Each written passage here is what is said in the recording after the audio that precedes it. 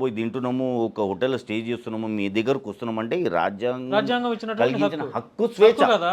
హక్కు ఇప్పుడు స్వేచ్ఛ. మాకేదో సెంట్రల్లో బీజేపీ ఉంది, మాకు బీజేపీ వెనక సపోర్ట్ ఉంది అనుకుని ఇష్టం వచ్చినట్టు మాట్లాడితే రాబోయే రోజుల్లో ప్రతి 5 ఏళ్లకి ఎన్నికలు ఉంటాయి, ఎలక్షన్స్ ఉంటాయి. ఏ మతం వాళ్ళు వాళ్ళకి బుద్ధి చెప్తారు. అది ఎందుకు తెలుసుకోలేకపోతున్నారు వీళ్ళు? బీజేపీ అంటే ఏంటిది? చాలా మటుకు stand for unity, stand for సనాతన అదంతుంది. కానీ ఇలా పార్టీలో నోరెప్పితే అందరూ వాంతులు కక్కువ చావాలి. అంటే బీజేపీ గురించి కాదు, బీజేపీ గురించి నేను బీజేపీకి వ్యతిరేకంగా మాట్లాడాను. భయమా మాట్లాడితే? చిచి భయం అని కాదు, బీజేపీలో ఉన్న నాయకులు వాళ్ళ గురించి. ఎందుకంటే ఒక చిన్న ఉదాహరణ చెప్తానండి.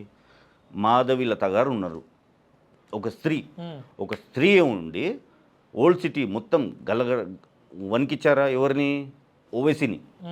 ఒక విధంగా ఆయనతో ఆడుకుంది ఆవిడ, బరిలో దిగింది. ఎవరు ఓడగొట్టారు తెలుసా మీకు? అక్కడున్న ప్రజలు కాదు, ముస్లింలు కాదు, ఎంఐఎం హిందువులు కూడా కాదు, ఈ నాయకులు. ఏ నాయకులు? బీజేపీలో ఉన్న నాయకులు. మీకు తెలుసా మీకు? సార్, ఆవిడ ఎప్పుడైతే బరిలో దిగింది ఒక్క నాయకుడుగా కూడా ఆవిడని సపోర్ట్ చేయడానికి వెళ్ళలేదు. ఇది రాసిస్తాను, మీరు చూడండి. ఒక్క నాయకుడు అని వెళ్ళాడా? ఒక్కడు వెళ్ళలేదు. ఒక్కరు కాదు, ఒక్కడు ఎవరైనా వెళ్ళాడా? పక్కకున్న రాజాసింగ్ వెళ్ళలేదండి. పక్కకున్న రాజాసింగ్ టైగర్ అంటారు. టైగర్ కాదైనా పిల్లి.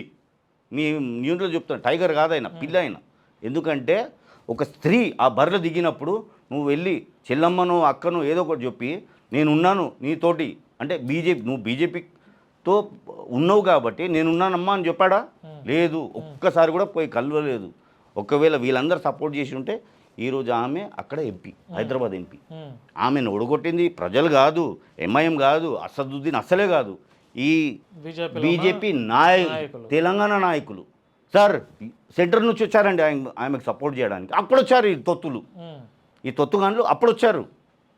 ఆమె సింగల్గా పాదయాత్ర చేసింది గల్లీ గల్లీలో. ఆమె ఓటు